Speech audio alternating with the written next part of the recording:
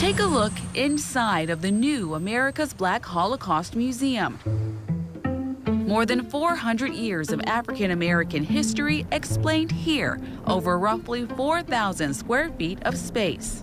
So, we start by telling people that the story of African people who were enslaved in America starts back in Africa. Reggie Jackson is head griot, or storyteller, at the museum. He's taking us through the first exhibits, starting before Africans were displaced by the transatlantic slave trade. It begins in places like the Great Pyramids of Egypt and the Mali Empire, where by some accounts the richest person in history ever lived. King Mansa Musa of the Mali Empire in West Africa. Most people have never heard his story. The new America's Black Holocaust Museum is in Milwaukee's Bronzeville neighborhood. Founder Dr. James Cameron, the only known survivor of an attempted lynching, created the museum in 1988. The original location just feet away from the new site. Dr. Cameron's son, Virgil. He wanted it to be like a teaching experience because, as you know, history wasn't taught, our history wasn't taught in public schools. Dr. Cameron moved his family to Milwaukee from Indiana in the 1950s and immersed himself in the local civil rights movement. Telling the stories of the NAACP Youth Council, these young people who marched for 200 days, telling the story of this wonderful older woman, Vale Phillips, Father Groppy, who were involved. Back then, Bronzeville was also a thriving area for African Americans in Milwaukee. It's part of the city's 6th district, led by Alderwoman Malele Coggs. She remembers visiting the former museum as a child. Also, when Bronzeville was created in 2005 legislatively, it had 2 anchors. One of the anchors was the Inner City Arts Council on 7th and North Avenue, and the other anchor that stated legislatively was America's Black Holocaust Museum. Historically, Bronzeville has been, or cities that have had Bronzeville have had them because we as people of color have had our own communities. And every ethnic group and racial group has had their own communities. We've lost our Bronzeville. But the museum's re-emergence in its home neighborhood is extremely important, says museum president and CEO, Dr. Bert Davis. Importance of Bronzeville was that it was the epicenter for education, economic development, arts, and culture. If you are able to recycle dollars in your community thrives on so many different levels. In most of our African-American communities, it may circle once.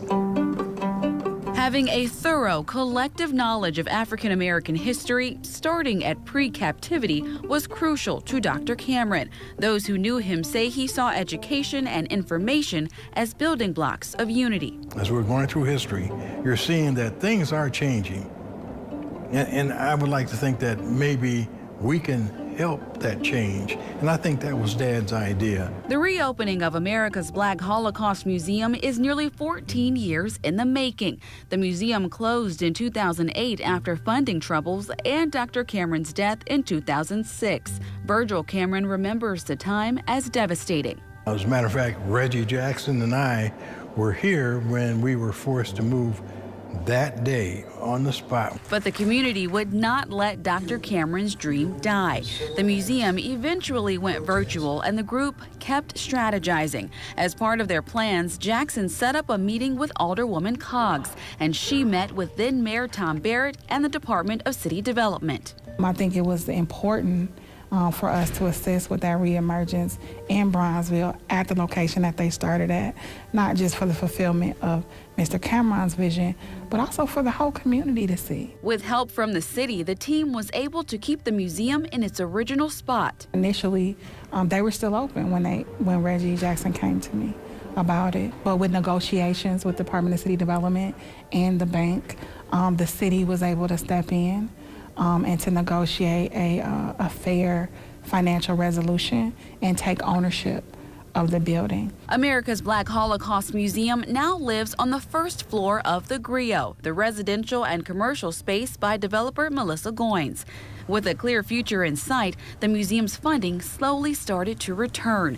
And in just the last couple of years, anonymous donors gave a total of $11 million to the museum, part of which will help create an endowment. I think one of the things that changed was the fact that people began to have those conversations about racial issues, racial history in America. Jackson believes these new conversations encouraged reflection and softened concerns for some about a place called America's Black Holocaust Museum and what would be inside. We could tell the truth. These may be ugly parts of our history, but it's still part of American history.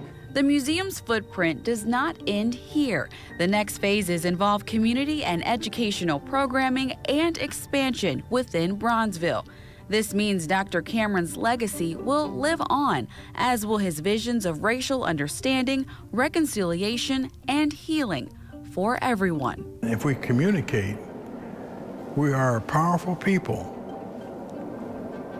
And sometimes we can be our own worst enemies. I hope this inspires people to do the best that they can and continue to march.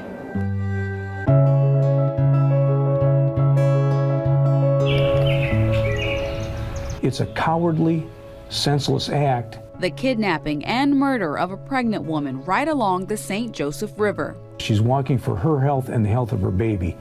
And because of your actions, whoever you are, you decided that it was so important, so necessary to kidnap this lady and kill him. It's late on June 24th, 1988, a Friday. Around 11:30 that night, 28-year-old Miriam Rice leaves her Park Avenue home for a walk with her dog.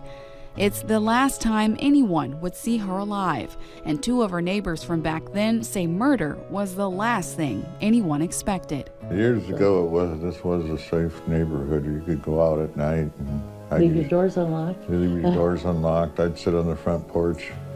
People would come by walking dogs and, say hi. Sue and Thomas Fezzi moved to the Riverside District in 1974.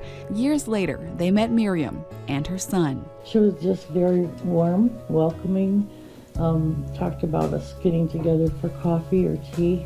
But that meeting never happened. Miriam was walking here along Riverside Drive that night, and when she didn't come back, her husband called police. The next day, her dog was found hiding under a car, just about a 6-minute walk from her house. A massive search began, a search that lasted 4 days. WNDU has covered this case from the beginning. Miriam Rice's family began a yellow ribbon campaign. Flyers with her photograph were circulated.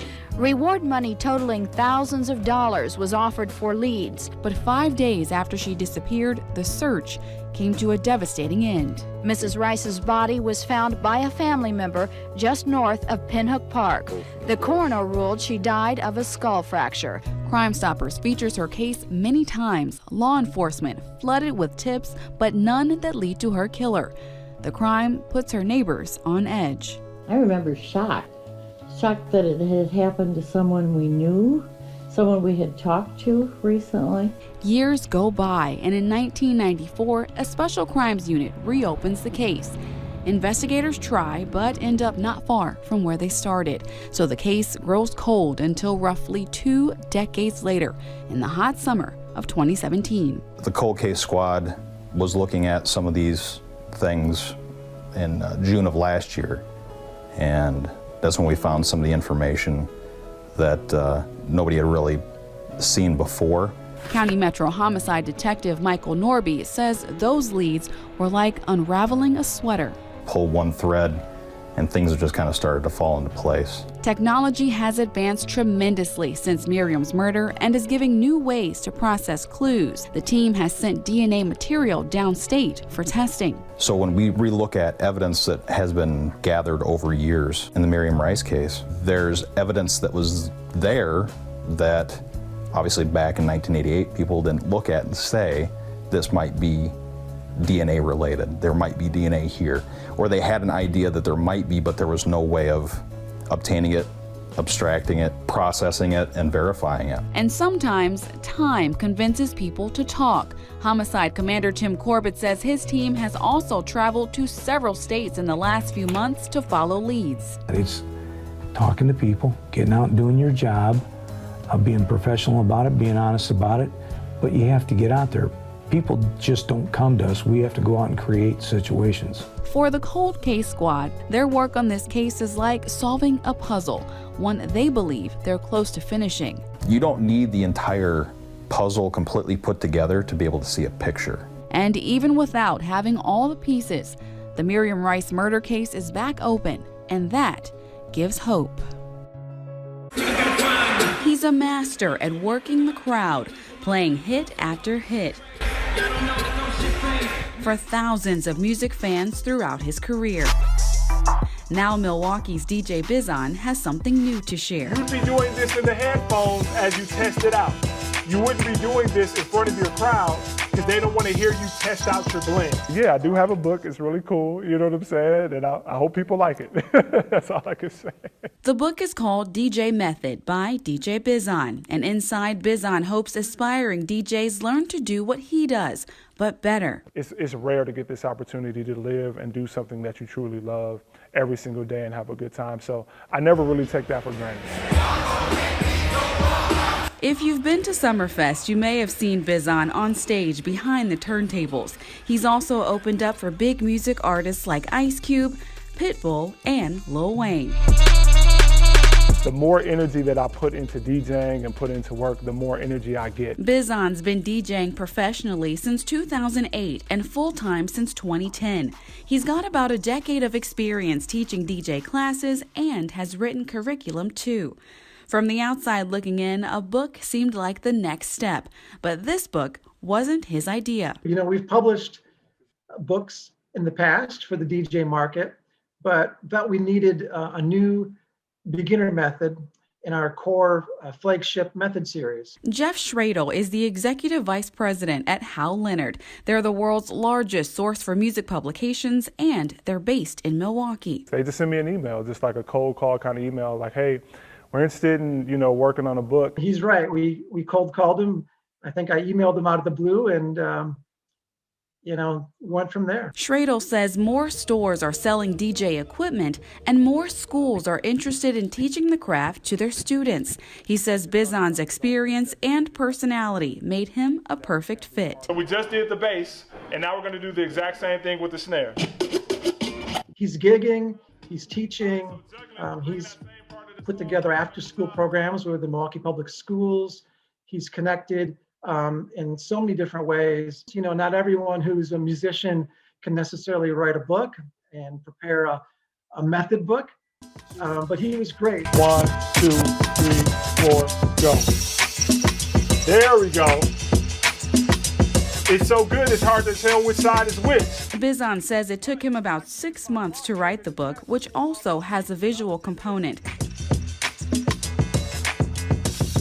After the introduction, Bizzon teaches everything from equipment and setup to knowing your crowd and your records. One of my favorite DJs, I say this early in the book, DJ JDL, he always says you need to know your records. And what that means is that with every single song you play, you need to know all the details about it. You need to know who wrote it, all the instrumentation, who all plays all the instruments, who produced it, all the lyrics, all the little ad-libs, everything, because that love for music, that passion for music is going to make you understand in such a better, more interesting and creative way how to connect different songs. He also explains the delicate arts of transitioning between songs and scratching. Then I'll do my 4, you do your 4.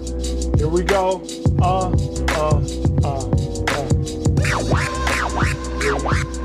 For Bizzon, DJing is not just playing a group of songs. It's about feeling and understanding the music, being as hands-on as possible. He says music is very personal, especially when you're the DJ.